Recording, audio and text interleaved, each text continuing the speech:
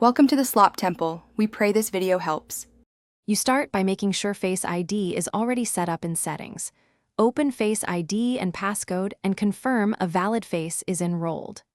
Once done, make sure you enable Face ID for iPhone unlock and toggle app authentication so apps can request it.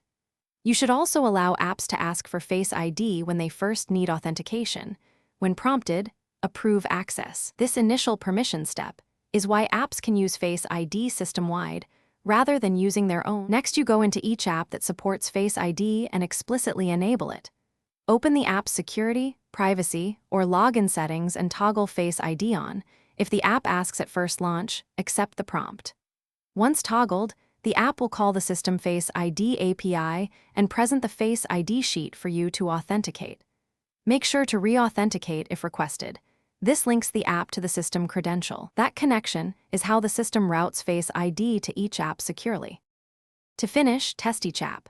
Lock the phone or sign out, then open the app to confirm Face ID prompts and successful sign-in.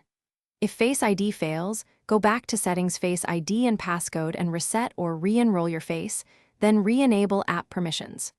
Also toggle the app's Face ID switch off and on. If problems persist, update iOS and reinstall the app. Updates often fix Face ID API bugs. This troubleshooting step resolves most issues quickly. Thanks for watching. Consider subscribing if we helped you.